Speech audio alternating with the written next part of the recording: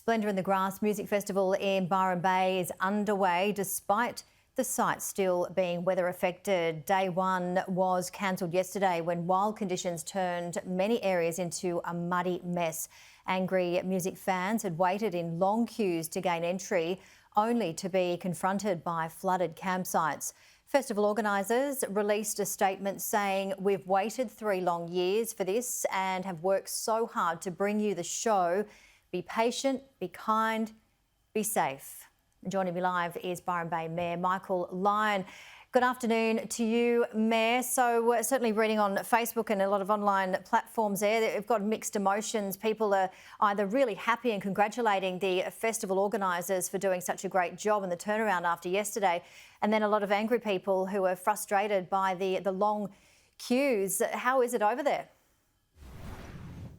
I'm a little bit removed. I'm probably 10, 15 minutes down the road, stuck at home with the family, all a bit sick with flu at the moment. So I'm not experiencing it firsthand.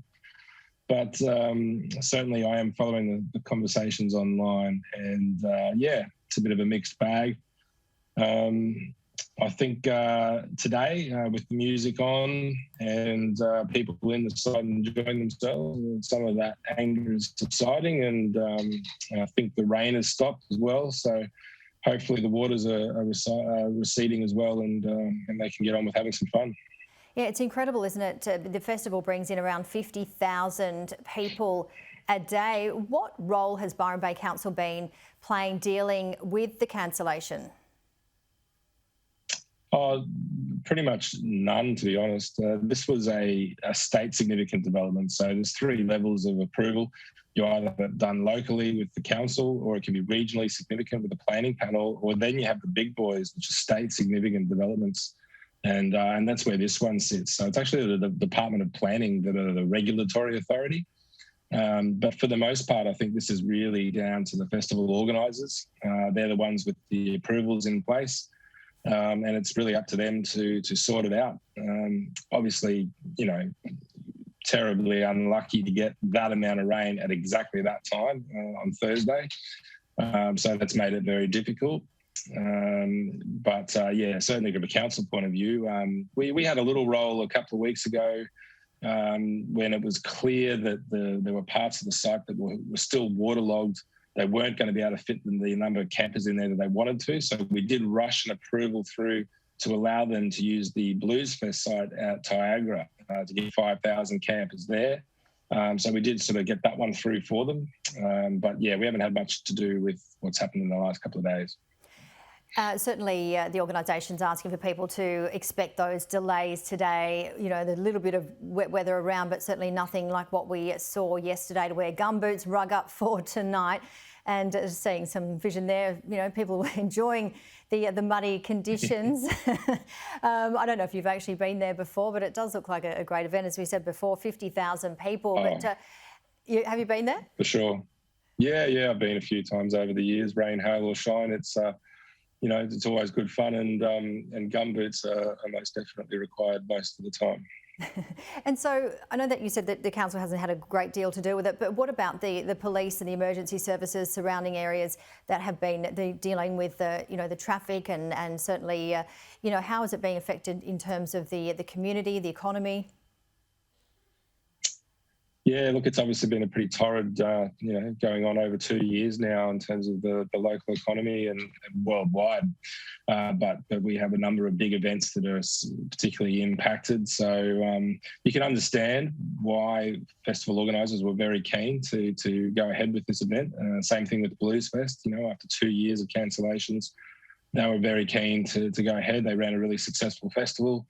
Unfortunately, we just had that perfect storm on Thursday where you had that amount of rain. We had cars that were being towed away, so they got bogged on the way into the campsite. That was holding up things. So it's been a nightmare for those organisers and the police. I did have a chat to the local inspector just now, and he said things are running a lot more smoothly today. So that's good news.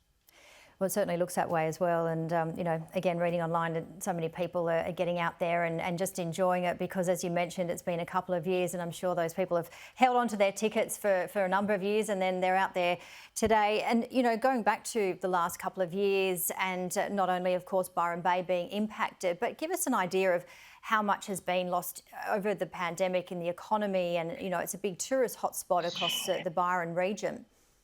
Yeah. Oh, it's incalculable, really.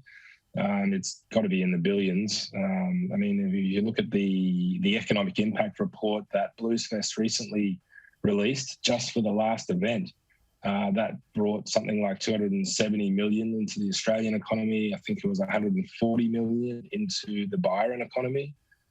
That's just from one event. So when you consider all of the events, and just all of the holidays cancelled, COVID outbreaks, school holiday times, always, it's just been a torrid time. So it's just been huge. There's been so many businesses lost, so many things, so many people, with massive hardship. And then, of course, the floods in February and March. So we haven't really been able to cut a break.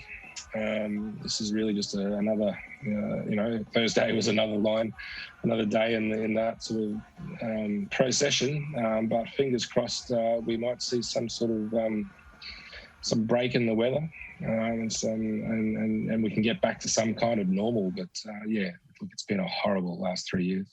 Yeah, it certainly has. And hopefully everybody out there today will be enjoying themselves and adding those extra 2 years of enjoyment as well that they certainly have missed, and hope you're feeling better. And no doubt you might get to next year's Splendour in the Grass. But thank you so much. And we'll thank you. It was good to see those pictures. It's good to see people having fun. Cheers, Jane. Oh, it sure is. We certainly need it, don't we? Thanks so much.